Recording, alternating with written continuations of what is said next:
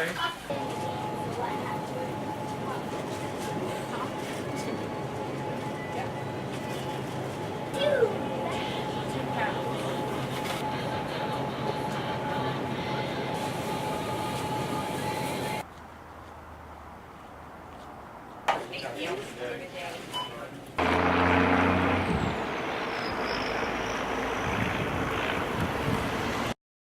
have people that they just need more time, and there's never enough.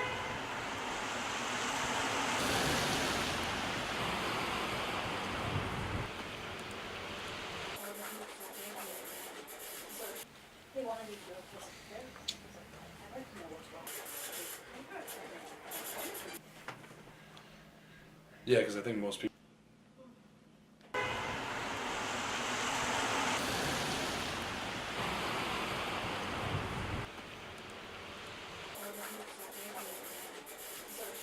They want to be good because I'd like to know what's wrong. Yeah, because I think most people. If children don't have diapers, it's hard for them to go to daycare because daycares ask that you bring your own diapers, which makes it harder for adult family members to work or go to school, which would help them better off in life as time went by. All right, is that better? This building. Oh, yeah.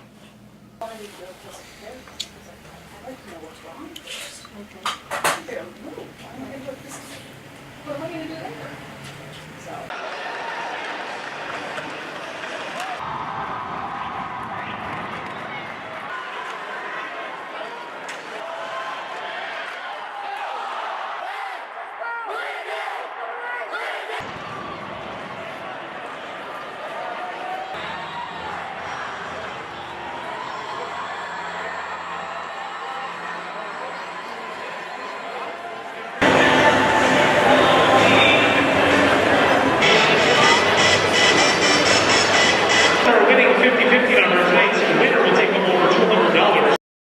Nothing to be ashamed of. Great season.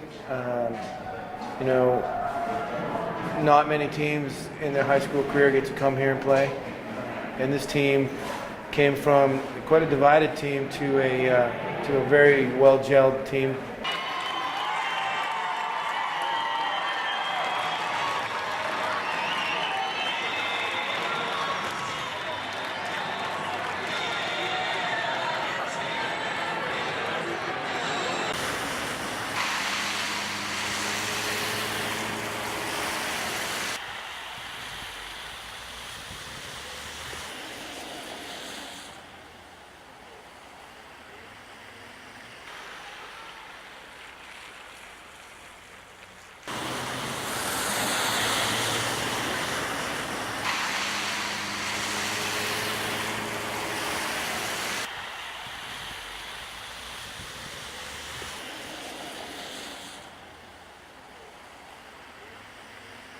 Northeastern Vermont Regional Hospital was busy today, but not because of sick or hurt people. News 7's Andrew Whalen has more.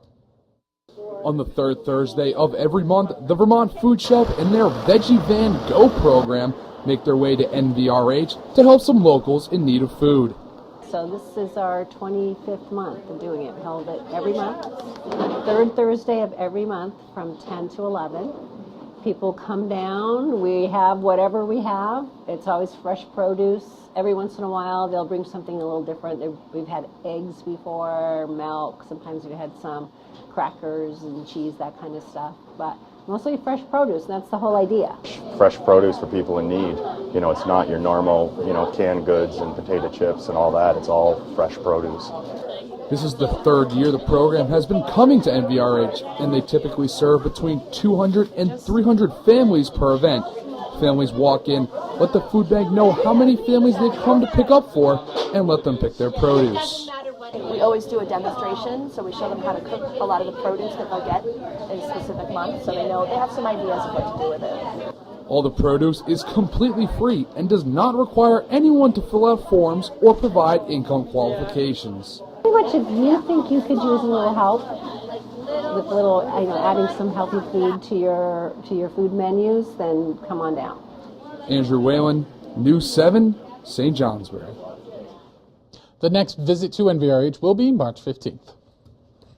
The Thaddeus Stevens School in Linden welcomed exchange students from the Modern School Hamburg in Hamburg, Germany for the second straight year. The students who arrived earlier this week are here to get a better understanding of the world around them. The main point at our school is to build up a global community with a focus on students' autonomy and responsibility. And as I've already said, it was important for us to show to the students the world and the perspective. One area that the students showed particular interest is American fast food. We went to Walmart and Taco Bell, since that doesn't exist in Germany. It was really nice. I ate the Big Mac in America, and the meat tastes so differently compared to like in Germany. I don't know why, but it's just so much better. The meat tastes like real meat. In Germany's tastes like chemicals put all into it. But fast food is not the only thing that these students are here to try since crossing the Atlantic. Many of them hit the slopes for the first time in their lives and were surprised with their performances. It's the first time I've been skiing as well, and I didn't fall that many times, to be fair. So I was very proud of me. But we already went skiing and made some things outside, go sledding. But it hasn't been all fun and games. On Wednesday, the students participated in the nationwide protest in honor of the Stoneman Douglas High School shootings. On Thursday, the students engaged in an art mural where they put hashtags with meaningful sayings or movements to them. It is something we're trying to build up in our school, make them aware of the world, make them aware of the world of politics, of the changes they can introduce, and the world that is changing nowadays. And when the students leave, they hope to have a better understanding of the world they live in today and that they have the ability to change the world. Andrew Whalen, News 7, Linden. It's Kingdom Access. Underway here in the Northeast Kingdom. But the road to getting on the fields for spring teams is never an easy task. News 7 video journalist Andrew Whalen shows us some of the struggles that come before teams face off. Snow in April. Skiers and snowboarders love it, but for spring athletes, it's a nightmare come true. Spring in the Northeast, especially all the way here in the Kingdom, is a challenge for everybody. It's been going all right. You know, nobody likes to be in the gym, but we're just trying to do what we can, get better. Spring sports practice sessions can begin as early as March 12th. On March 12th this year, the area was bracing for a foot of snow. With snow on the practice field, teams accept the challenge and make do. You can only do so much in the gym, and this is an even smaller space because we have 2 permanent cages that get set up, so it really truncates our space. Inside, ground balls are a lot harder, whereas if we were out on the grass, you know, we'd be able to pick up ground balls a lot easier. We'd be able to have that field mindset where we're able to understand the field and really just like play in a lacrosse setting, whereas when we're stuck in the field house, we are not able to do things like that. You know, the depth perception, trying to get our throws down, working on the accuracy, the drills, keeping everyone engaged, excited, wanting to come in and keep up. Sports psychology. Keeping athletes engaged and positive is a key part of indoor practices. You can hear we do a lot of music, let them kind of get in that way, try to change up the activities a little bit, keep them going, do a lot of competitions, games, make it fun, give them something to be excited about. We just think of the positive, you know, we're going to get better bats from doing this. Our pitches are going to get in shape better for doing this. So we're just trying to look at all the stuff that we get better from being inside and not thinking about the stuff we're missing being outside. Both St. Johnsbury Academy and Linden Institute have considered installing artificial turf, which can be plowed off and made playable much quicker than natural grass. But artificial turf has one key drawback. Certainly turfed fields have been in the discussion here at the Academy, but it's a major financial undertaking. Generally, it comes down to cost and being able to afford to put something like that in. Certainly something we would look at if funds were available. Grass, turf, or field house, teams need to get all of their games in before the end of the season. And with more than a dozen games remaining, and the field looking like it does right now, it's crunch time for these student athletes. Andrew Whalen, News 7, across the Northeast Kingdom. It's our Uber in the Kingdom. It's the one that will go around and pick up people to take them to medical appointments, to all kinds of different the adult day services, dental, whatever their needs are. While most people know of RCT's bus service, many are unaware of their more stealthy side, the demand response program. Volunteers use their personal vehicles to give rides to people who cannot take RCT's buses, taking passengers to medical appointments, grocery store trips, or other places that would be difficult to access on their own. A lot of the people that I carry, the buses couldn't get to. You know, I'm fortunate I have all-wheel drive, so I know a lot of people wouldn't be able to get where they needed to go, for sure. Roxanne LaRock drives all over, even to Dartmouth Medical Center. One of her passengers, Diane Chambers, has been using the service for almost 2 decades and doesn't know where she'd be without it. Started at Depot Square Apartments in St. Jay, and I've been coming over since the Riverside. Been coming over 17 years. Almost 17 years. Monday through Saturday. And for doctor's appointment, I Cheyenne sets my write-up, and I go from there to my appointments, and then they come and pick me up, and I go home. RCT has 85 volunteer drivers on their demand response team, all providing a necessary service to the Northeast Kingdom. Everyone has to work together as a team. And in the Northeast Kingdom, we have a very big team with the collaboration between the MVRH and Blueprint for Health and all of the different organizations. So we all refer and work together as a team in order to keep our seniors aging in place. The concept of teamwork and community is a crucial part of the demand response team. Up in this area, they seem to love to volunteer, and people like to work with their neighbors. It's a neighbor, a helping neighbor. It is somebody who's retired and says, I got a little bit of time. They come in and they volunteer, and some of them just really love it. They are not supposed to get attached, but they're totally attached to the individual. My brain doesn't shut off when I turn the key off. You know, when I'm home cooking supper, you know, I might think about Mr. Smith whatever. And I'm thinking, well, this is what you taught me today, Mr. Smith. Yep. And at the end of the day, LaRock hopes to have learned as much from her passengers as they have from her. Now remember, I have no bail money. Okay? Video journalist Andrew Whalen explains to us one of the more dangerous injuries and how it's being combated in the Northeast Kingdom. It's a word athletes never want to hear: concussion. More than 3 million people suffer from them every year in the U.S. alone, whether through sports or just everyday life. In its simplest form, a concussion is an injury to the brain, the brain cells itself, that causes damage or even destroys the brain cells. Most of the time, it's a direct trauma to the head. It's also often caused by an indirect force. Just getting tackled in the whiplash action can also produce concussion, or simply falling down and racking your head like that can do it as well. It was during a game, I think it was about the third quarter of our rivalry game. I went in for a tackle and the running back rolled off, and I spun and hit my head off the ground. And my head kind of bounced, and that's when it started to hurt. Within the last 10 years, recognizing an injury such as a concussion has become more common. It used to be described as getting your bell rung, which coaches say is extremely dangerous. I can tell you, I remember getting hit in a game at Villanova in college, and being brought back with smelling salts. When we had the ball again, I was back out there again. So there was, you didn't get diagnosed. If you were conscious, you played.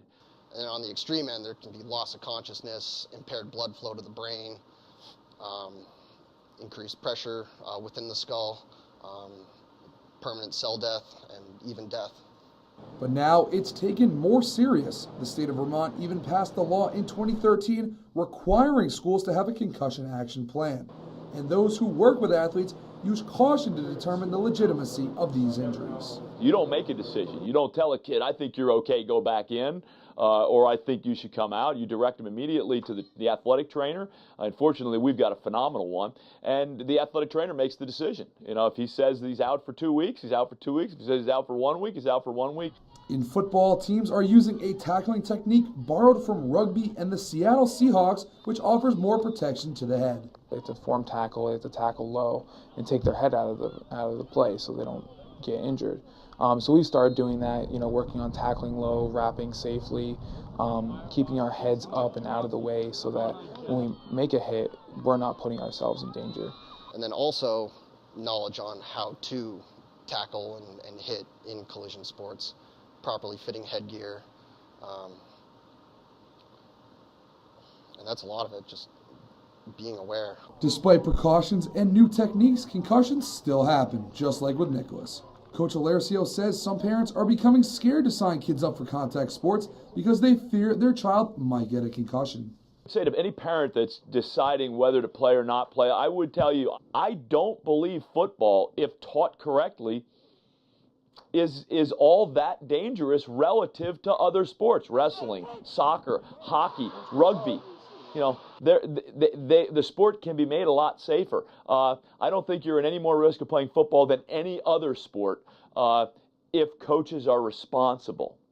And coaches like Alercio are making sure their players aren't taught the wrong way. Andrew Whalen, News 7.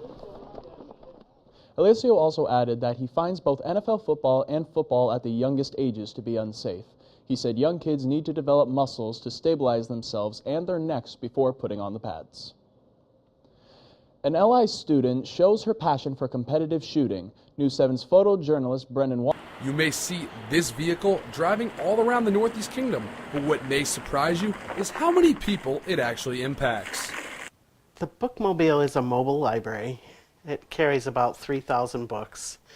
And the services we provide really are very short literacy programs of reading aloud to children. Since 1999, the Bookmobile has been an essential part of Cobley Library's ability to deliver books to the Northeast Kingdom.